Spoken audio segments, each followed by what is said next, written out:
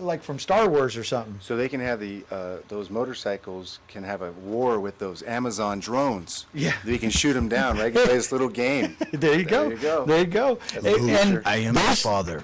On USA Today, they were talking about it, and they said that those things can go up to about 900 feet. Wow. That's cool. So that's like pretty cool stuff. You could fly over here. Well, there's actually a viral Absolutely. video going around on Facebook, and it's called the hoverboard. Oh yeah, I saw And, that. a lot of people think, man, this is crazy. Is that real? I can't tell you that. I don't know. I mean, I look at it, right? It's really good marketing is what it is. Whatever it is. I've seen the hoverboard from a wakeboard.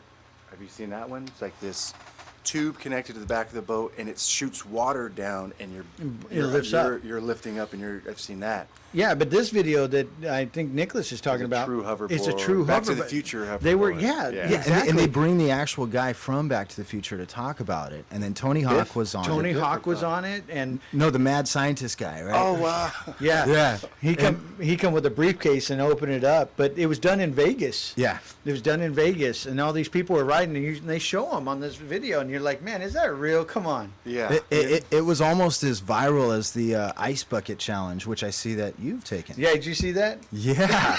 $70 million it's raised. Do you guys see that? $70 million. That's an Wow. amazing marketing Raised. campaign.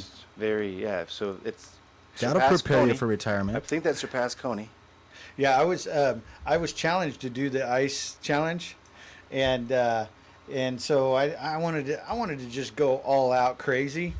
So I don't know if you've seen it. You saw it, right? I didn't know. I'll show you the video. He was in the Hawaiian lei around I the had neck. coconut. He had the I had the little, coconut shells on the chest and the green grass skirt, and I'm like with this ukulele, like playing, and I sat down and I poured this water over me. That's good. It's freaking hilarious. There's some clever ones out there. I saw Rick Rubin, who was the Beastie Boys. oh yeah. I guess he's a prayer guy. So he did a bucket. He just went in the bucket like a whole, like an athlete goes into ice buckets at the end of the game. He went down and stayed, took it to a whole new level. Wow. Of the ice bucket. Yeah, there was one on there. This very beautiful Hispanic lady in a white outfit.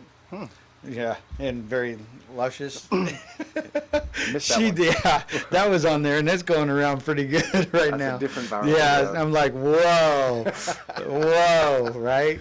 So hey, living the lifestyle, reading books. I think I'm that anyways now. I know there's a few books too that I'd recommend. One of them, Mastering the Mindset. That's a good book.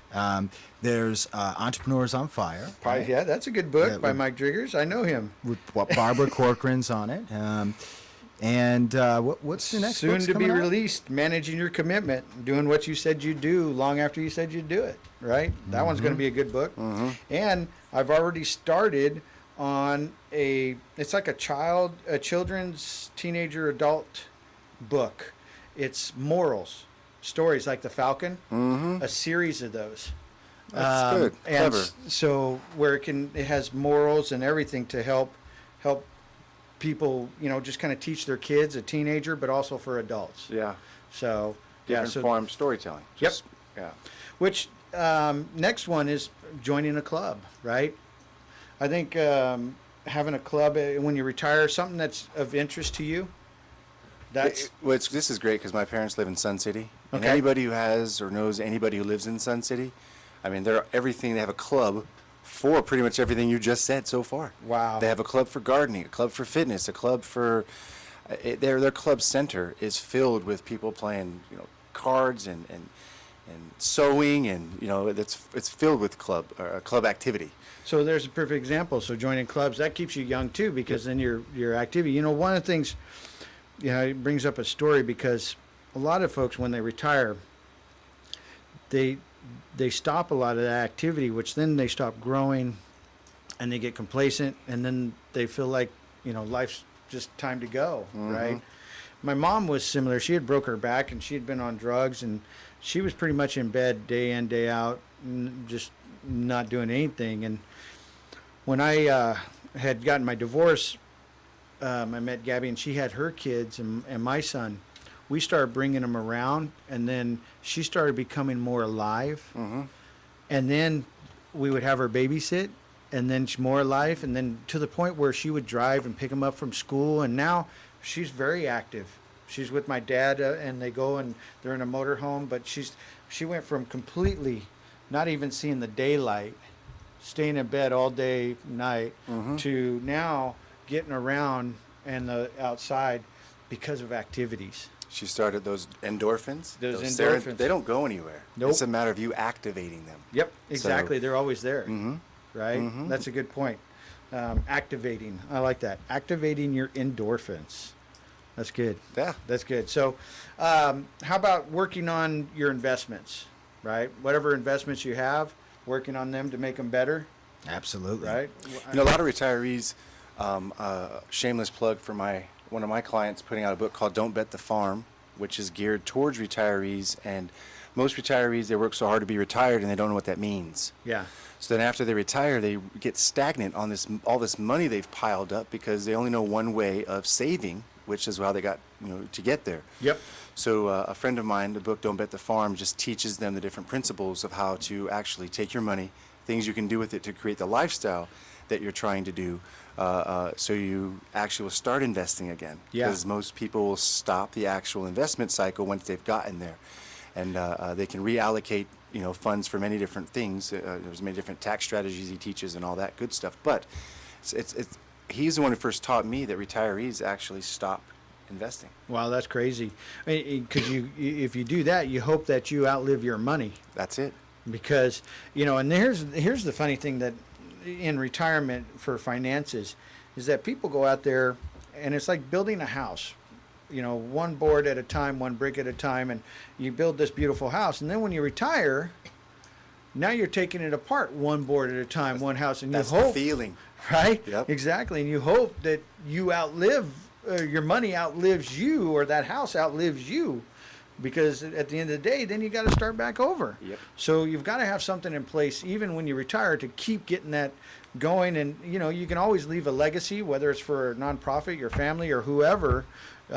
You've always got something to leave and bless somebody else on your way out, right? That's how I feel. But yeah, a lot of people they stop. They stop that mentality. It's like no more investing, right? And I don't know if it's fear or what it is. 100% fear. Is it? Yeah. Yeah, I Absolutely. can imagine. And speaking of that, when you do your house and clean your house, another activity is sell stuff on eBay or Craigslist, right? Yeah, one of the shows that I like to watch sometimes is Antiques Roadshow. Right, and it blows your mind, these things that people find in their house when they're cleaning it out, making changes, and they take it on that show and they think, well, it was passed down from my grandfather, or I found it in the corner, it was collecting dust. And they take it down there and they think it's worth $10, and it's actually $10,000.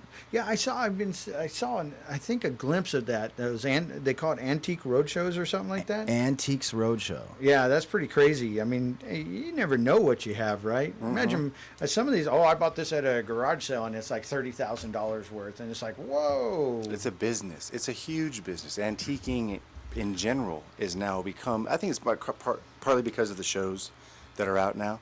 But if you drive around, you actually see some pretty interesting thrift shops and antique stores. Wow. Very popular. Yeah, I've been seeing those pop up. Even books and old antique books and things of that nature, which is kind of cool. Starts with the garage sale. Yeah, absolutely. Starts there, right? So we're going to go to commercial break again. And as soon as we come back, we'll round up. And again, you can get this document online at GettheYOUFactor. Make sure you register and get access to all the past archives and ebooks. I know we've been having a little bit of technical issue, and we'll get those stuff taken care of and up online for you all to get to. And but as soon as we come back from break, we'll go ahead and round out the show today about 25 things to do after you retire or before you retire. So we'll be right back. Talk to you soon. Woohoo. Sammy, I want to make sure I pronounce your last name Trujillo, right? Trujillo. Yeah, you pronounce it right. It means you'll spell it right. It's Trujillo. Trujillo? Trujillo. Trujillo. Trujillo. Trujillo. Trujillo. Okay, Trujillo. Trujillo. Got it. Trujillo. I lived in On the- Miami before I moved here. My sophomore year, played football, and there's coach. Their enunciation's great. I'm the only Mexican guy on the team, and he could never get my name right. So finally, we just said True Heel. Like I said, heel like your foot. So just call me True Heel, and that's good. Just True Heel. he just couldn't get it. Trujillo. Well, I mean, my last name's Fordham, and so a lot of people call me Chevy Bacon. Chevy Bacon. Nicholas Chevy Bacon. It's your Indian name. It is. Names are like the worst for me. I can only imagine what you do. I'm learning. There's actually a memory course coming out. That was another guy that showed up at the event. Mr. Quick. I can't remember his last name, but his last name's Quick. The president, Miss Obama, had him come out and work with her on memory. The VP of Fox brought him out. I mean, this guy's like he's sitting at. I told about a story that he's sitting at this table. To his left is President Clinton. There's all these famous movie stars, Quentin Tarantino, and all these people at this table, right? And he's talking to Mr. Clinton because supposedly Mr. Clinton's known for having a photographic memory, and so he was in conversation. But yeah, he goes to all the stars and all the celebrities and teaches memory techniques. And so he taught a little bit about that, which was kind of cool. And you've talked about that too. Yeah. What they do is memory association. So you associate the person's name with someone famous. Like, if it's Mike, think Michael Jordan or Michael Jackson. And then placement. So you mentally place them somewhere on your body. Right, like on your arm or your knuckles or whatever. So it organizes it in your brain like a file cabinet.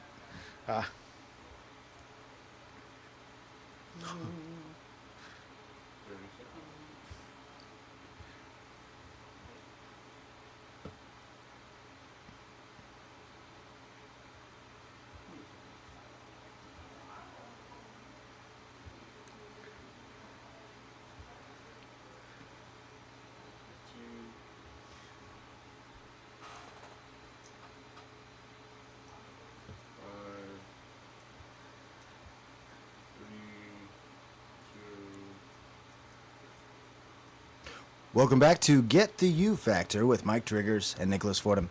What we're talking about today with special guest Sammy Trujillo is 25 ways to prepare for retirement or 25 things to do after you retire. How about helping out a family member? Oh, it's a great feeling to be able to help out a family member, but anyone in general. I was actually down 2 days ago having sushi at this place down on J Street. Awesome sushi place, by the way. And I walk out, and there's a Temple Coffee and Tea. And so I'm over there on 8th and J. And this poor young girl ended up locking herself out of the coffee shop and all of her stuff inside, right? Wow. So her keys, Everything. her purse, her phone, she couldn't call anybody. Everything was completely locked out, including her bike, so she had no way to get home. Oh, no. Genius. Sorry. And so, I went over there and tried to figure it out, brought her to the security guard that was at the 800J apartments over there, or condos over there. Security guard didn't want to help her out. And, sorry, I don't know what to do. And so I said, man, let me help. And so I ended up taking a screwdriver, and luckily I was able to pop the door open and get her back in there because it wasn't fully closed all the way. So, oh my goodness. it was kind of a luck situation, but it's always good to keep your eye on a swivel and your head on a swivel and look for people that you can help. Absolutely. Well, and that goes to even your skill set, right? Taking your skill set and contributing to somebody. Well, contribute, helping a family member. Maybe you have a particular skill set that can help them. Mm-hmm. With Right. boundaries. With I think boundaries, yeah. Everybody needs a little bit of help. Yep. I've found in my life, I've put very clear boundaries on, what you can and cannot do. Like you said, Absolutely. I'm not gonna. If you want me to help and you want me to help come over and build your kid's crib, bad idea. Bad idea. I got Ain't your boundaries skill set. around. No, It's not your skill yeah, set. no, not at all. So helping with boundaries, I think, is healthy. And I know a solution for that. Take a class, which is number 12, I've right given on the up. list. Yeah. Take a class on how to be a woodsman, I guess, huh? Is that a Well, 30-year can it? class? Mine would be a 30-year class for me. And there's a lot of online courses that you can take nowadays. Absolutely, Oh, yeah. especially today with a lot of experts going to stage and coming from stage to video training from the comfort of your home, and some really good stuff out there. Really good stuff. And community colleges. I was going to DVC and I was studying for mechatronic engineering when I went to college, and I was amazed at how many older people, older than adults, grandparents, etc., that continue to take at least one or two community college classes because they love consistently learning new things. Yep, absolutely. Scrapbooking, right? That's something that I know Gabby does. She does that now. She's not really. She loves scrapbooking. We're in Hawaii and she's collecting all these things, brochures, restaurant menus, little things for your drinks, the little things that keep the water off the table. She collects all that stuff, pictures, and now she's going to make a Hawaii scrapbook. I'm like, man, okay, cool, I guess. Yeah. Well, 10 years later when you open it up, you're gonna be awed. Yeah, all the memories. Yeah, It's like a time capsule. it is. It is a time capsule. Yeah. So, which goes to the next one is like researching your family tree. That's huge. Yeah, big right now. Yeah. Ancestry.com. I tell you, that website, it's ran by the Mormon religion. They've kind of cornered the market on really researching the family tree, but it's amazing what you can find when you start researching, your family history. Do you guys know where all that history is kept inside their? It's in a vault, in the side of a mountain in Utah. They've started finding out. They wanted to find out who they're doing business with across the globe. So they actually started doing family trees back in the early 1900s. They started microfilming them back, I don't know the years, but now they have so much microfilm on history that they're digitizing it, if that's a word, right? Currently, it's taking them years just to get caught up on putting these things on, smart, more drives or, terabyte drives or whatever it might be. There was an island in the Caribbean that was, they lost all of their public records, their marriage data, their real estate data, everything. The Mormon, we'll call it Mormon religion, whatever it might be, but they sent them over a memory card with their entire country's database the next day. Wow. That's incredible. The next day. That's crazy. And so what they've done is they've spun off Ancestry.com to make money off of all of that data that they've been collecting That they've been storing on us. Wow. They know everything about you. So, Wow. so they know who's related to Big Brother. Yep. They do. Yeah. They know who's controlling Big Brother. So, but as a cool new hobby, like I have a cousin who she's really gotten in our family tree, and it's taken over her. I think it's cool. Well, that's that cool. You can do that. And trace back. Yeah. I went on to Ancestry and it got confusing and I gave up. It's just because I didn't have all the proper names and stuff like that. But, Not your skill set. Now I know. Pass it on. That's it. Exactly. Find someone that is skilled at it. Let them get all the information. Yeah, because But- you wanted to know. Yeah. Just curious. Yeah. It's one of those, here, come try it for free. So I was like, okay, what's it about? Yeah. So plugged in my name and all these people came up like, are these related to you? I'm like, You tell me. I came here for you to tell me. You're asking me? Yeah. So here's one, which I think is good in all different ways, is start a small business, a home-based business. That you're passionate about. Yeah, exactly. That you're passionate about. There you go. Right? Gives you something to do, an activity. You don't make maybe a lot of money with it, or maybe you do. I don't know, but it keeps you busy, and it could be part-time. A couple hours a day. Your business, whatever it is, online, offline, but creating a small business.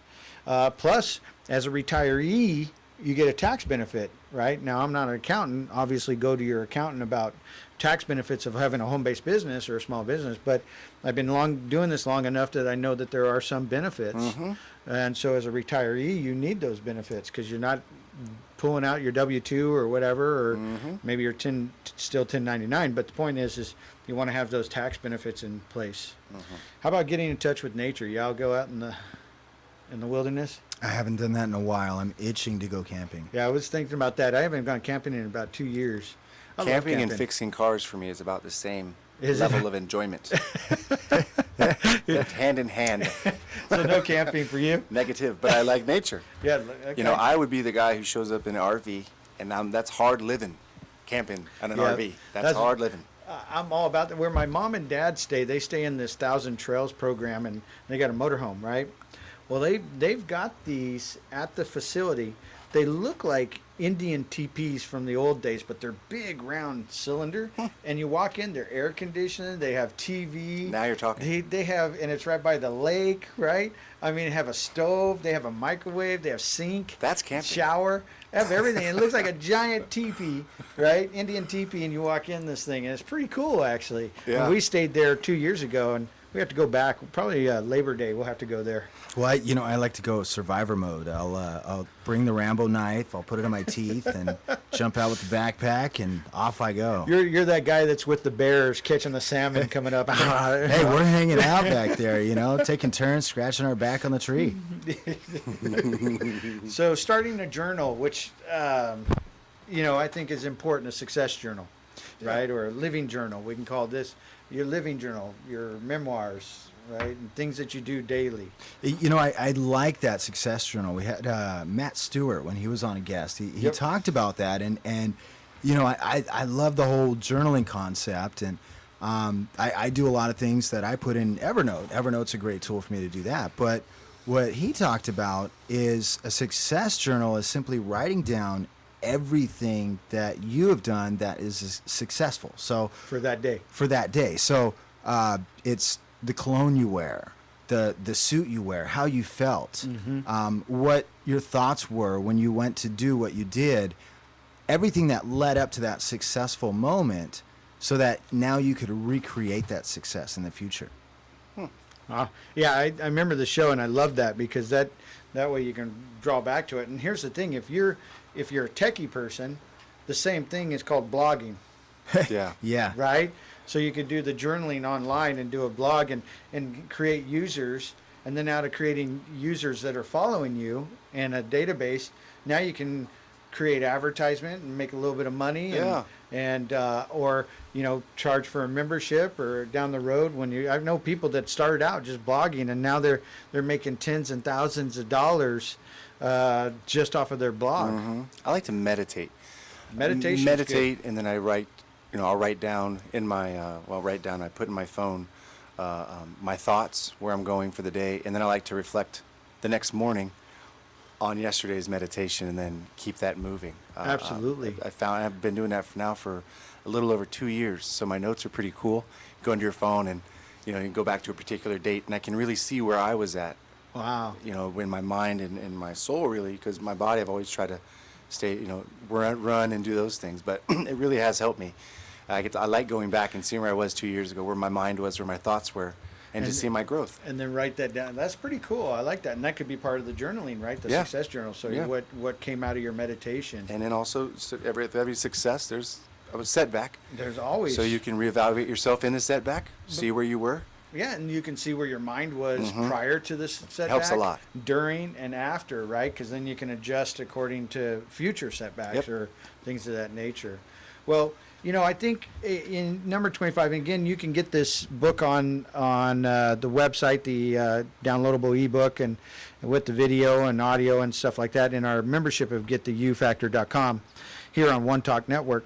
I think at the end of the day, here's the ultimate thing is let your creative side start coming through. Yeah.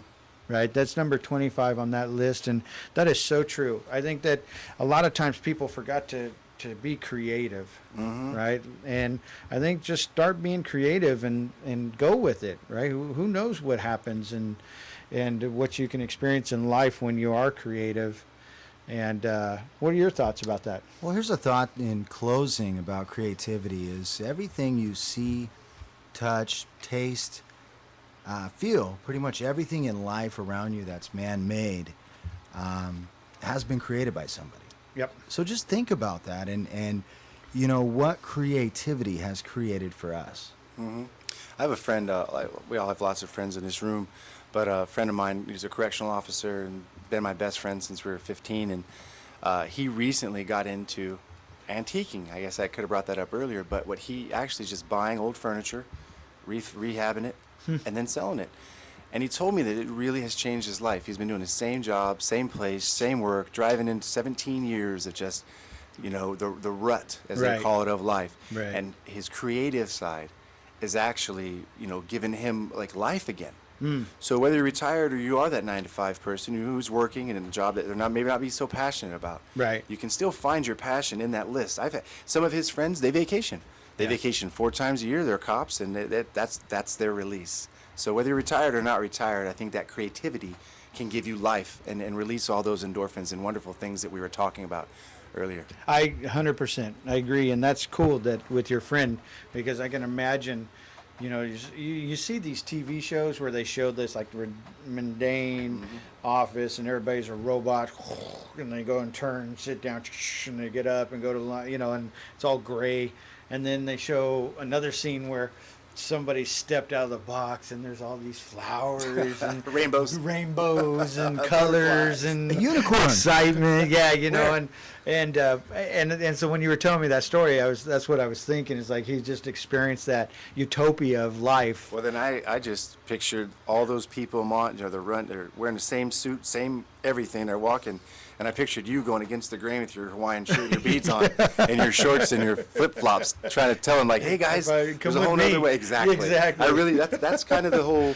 You're a leader. You're an entrepreneurial leader, and that's kind of what you do. Yep. You're trying to get exactly. that person, spark some life into him, so that he can do the things that you've been blessed enough to be able to do. Lead them, guide them, and help them break through. Right. There you go. Absolutely. Well, Sammy, it's definitely been a pleasure to have you on the show, and Again, second time now with Mike back from Hawaii. It was incredible, and you know, if we could, you know, I'd like to mention a little bit about the creativity that we've been doing. You know, we've got a building that we work out of, and there's windows that are floor to ceiling, and if you don't know, you can take a dry erase marker and you can actually write on the windows. And so me and Sammy went into a whiteboarding session that a week later has covered the entire window. And Is it still up there? This is an Hopefully entire nobody can see it floor. from the outside. Oh yeah, I'm nothing to hide. Yeah. I'm an idea guy. There's no idea I figured that's revolutionary anymore. Right. Ever. I'm. People are like, why would you give me this? I'm Right. like, well, you're probably not going to do anything with it anyway. So Yeah. Most people don't. they don't. Right. Go ahead. And so, you know, I've owned a web development company, but, you know, taking it to the next level and creating an actual marketing agency, we're going to be launching Maxis Marketing here on September 1st. So maxismarketing.com, you're going to be able to get in touch with Sammy. And so Sammy's kind of the barrier. He'll go and whiteboard a business, consult with the business, create the perfect system for that business. And I come behind and really take that and mind map it and then build it out to where a development team can go and take that over. So we're very excited to launch that to the community and the people that are out there. And you'll be seeing some commercials about that here very soon. Awesome. I look forward to it. I know you guys will produce some pretty good stuff. Well, in closing of the show, awaken the inner you. Throughout the course of our educational radio video broadcast, combined with our online educational material and workshops, you will discover what has been hiding inside of you all along. Our program is built specifically for you to help you get what you want out of life. You will be presented with key fundamentals that will guide you through anything in life and help you to respond in a different way, a new way, a way you factor to be the best possible way for you. Resolve to make a revolution in your resolution. Set goals you can and will achieve. Discover a champion's mindset. Master persistence and pursue your passions. Empower your life with honesty and integrity. Manifest your reality with daily thoughts of action. Perception and awareness around you will flow with positivity. Visualize your destiny and go out and get it. It is our goal to to change your life and the lives of those around you by empowering you with the knowledge to get exactly what you desire. We know that we can't change you or your habits or actions. All we can do is to provide you with everything you need to make that change. At the end of the day, it is up to you, and we are here to help. So now it's your decision to take decisive action and get the you factor. Thank you, guys. We'll see you next week. We'll see you. That was fun.